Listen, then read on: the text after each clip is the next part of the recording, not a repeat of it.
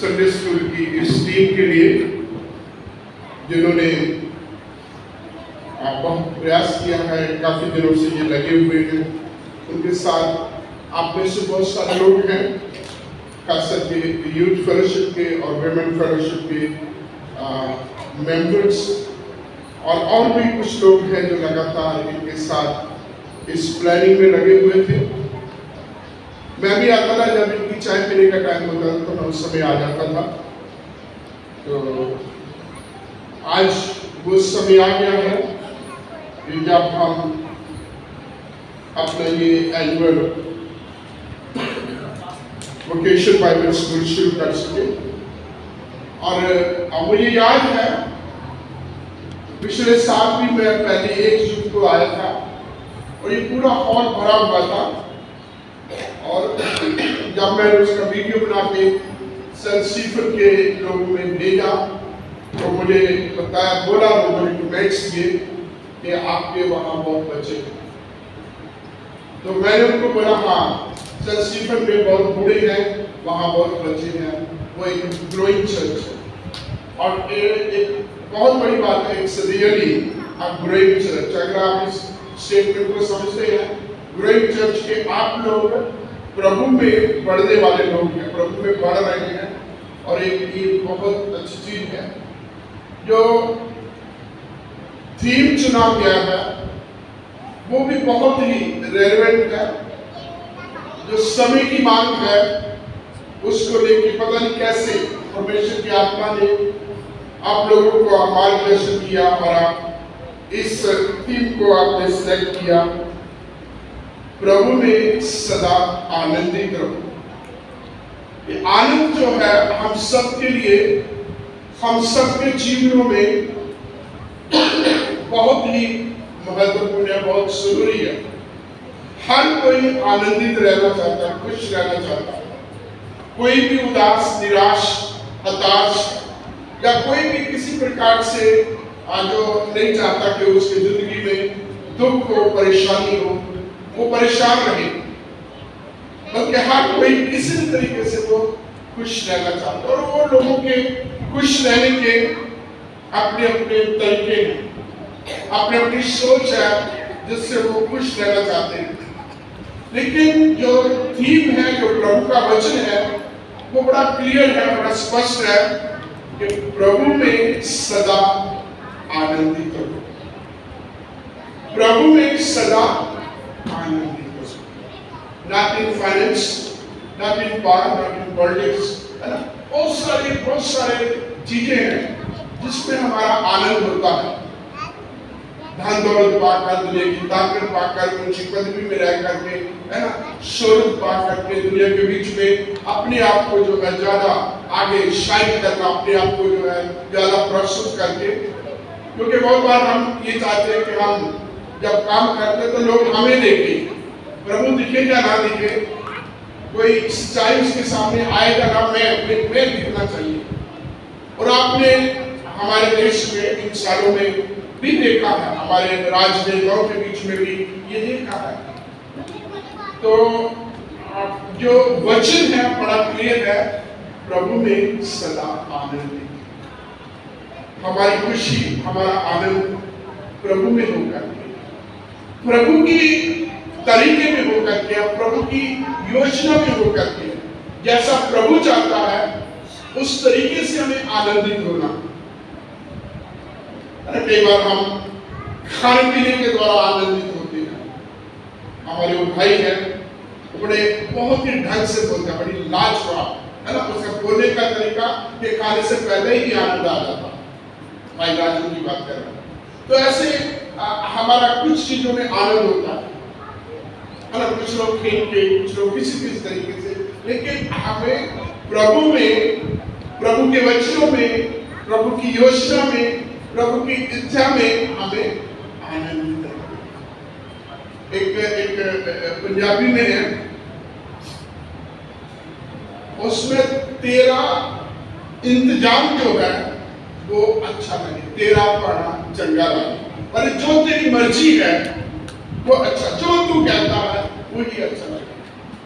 और यहाँ जिस व्यक्ति का ये वचन है, बहुत जगह पर एक वचन होता है एक प्रेरणा के लिए, यहाँ एक ऑर्डर की तरह है।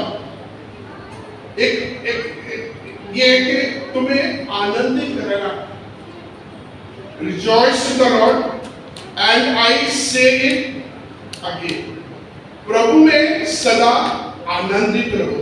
मैं फिर कहता हूं, वो कह रहा है, गिविंग एन ऑर्डर। वो यहाँ ये नहीं है कि हमें बल्कि ऐसे कह के करा दिया, वो कहता मैं प्रभु में सदा आनंद, मैं फिर कह रहा हूं।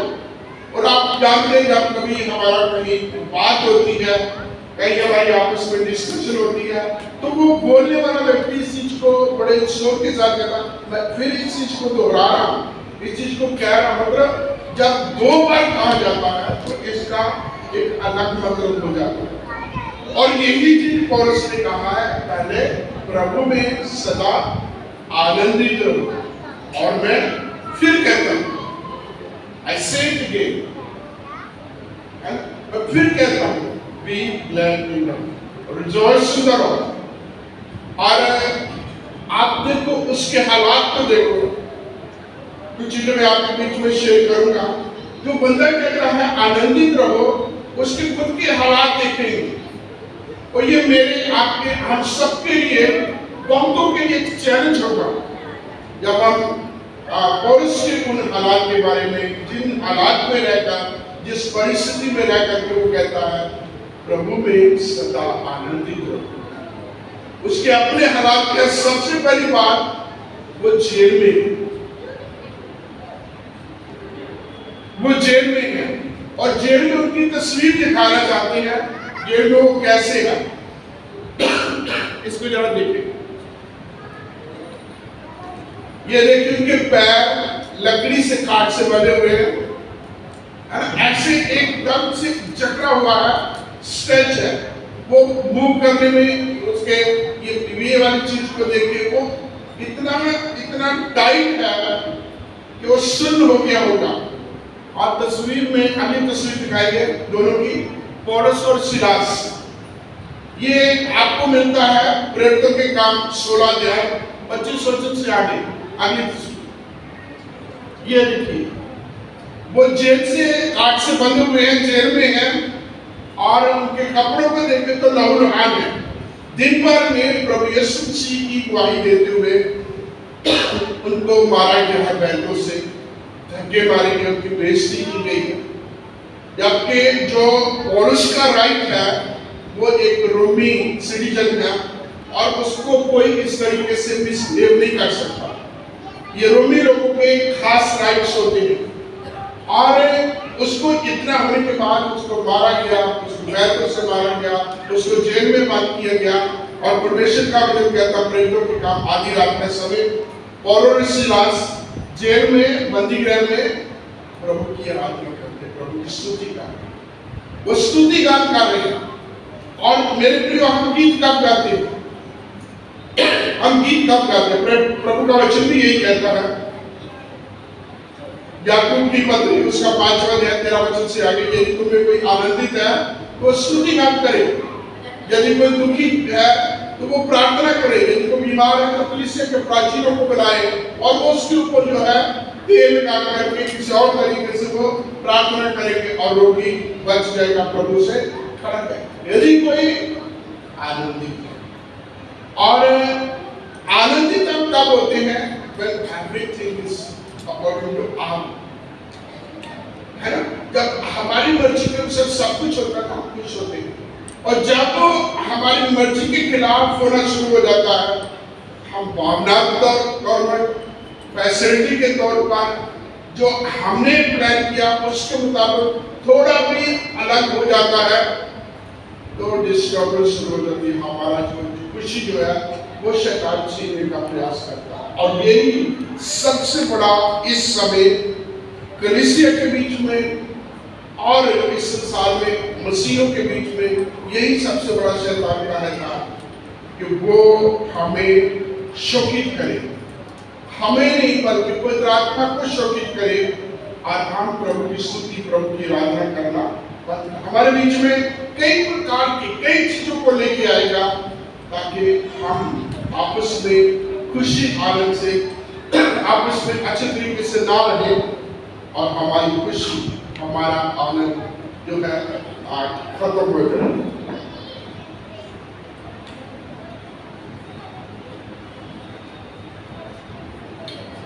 फिलिपियों की पत्री जो है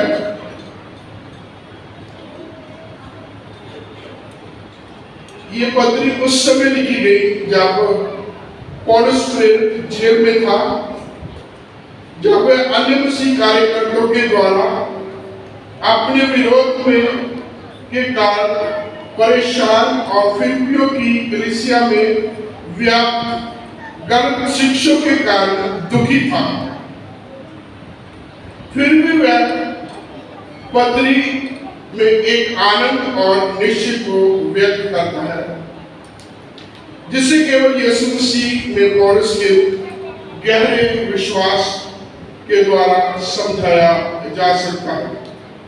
फिलिपियों की पत्री जो है ये मसीहियों को वो धन्यवाद देता है उस भेद के लिए जो उनकी तंगी में, ये तंगी बहुत थी उनके पास, आर्थिक तौर पर तंगी बहुत थी। अगर आप फिलिपियों 4 में देखेंगे तो उन्होंने फाइनेंशियल उसका हेल्प किया, और ये भी बोलता कि तुमने एक बार नहीं 2 बार मेरी हेल्प की। तंगी थी फाइनेंशियल टाइप का, और जब वो पाता है तो उनको आगे धन्यवाद देता है और उन्हें कहता है, आगे आशीष देता प्रभु की तरफ से कि मेरा परमेश्वर अपने महिमा में धन से तुम्हारी तमाम कमी को दूर करे। जो तुमने मुझे दिया अपनी तंगी में से, इसके फल स्वरूप इससे इवज में प्रभु तुम्हें बहुतायत से आशीष दे। कुछ चीजें जो मैं आपके बीच में पढ़ना चाहूंगा।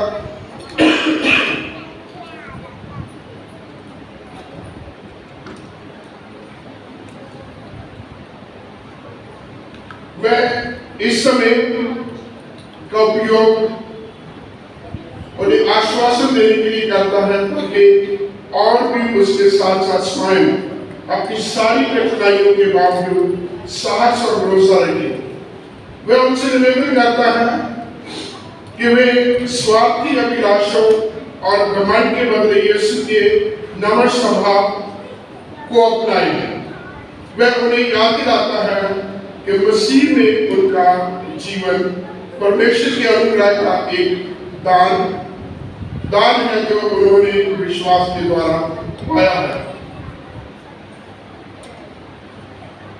वो इस आनंद और शांति के विषय में लिखता है जिसे परमेश्वर उन लोगों को देता है जो मसीह के साथ एकता का जीवन व्यतीत करते हैं। मसीह जीवन और जीवन के आनंद, निश्चय, एकता और दृढ़ता पर बल देते हुए वो इस पत्री में लिखता है। ये पत्री फिलिपियों को कलीसिया के प्रति पौलुस के गहरे प्रेम को प्रकट करती है। तो इस प्रकार से हम देखते हैं कि पौलुस ने कहा, प्रभु में सदा आनंदित रहो। और आइए हम जो कुछ भी आज से करते हैं इन 3 दिनों में, उसमें हर बात में प्रभु का आनंद हमें बना रहे, ताकि हमारा आनंद पूरा हो जाए। प्रभु हम सब पर अपना अनुग्रह। Thank you.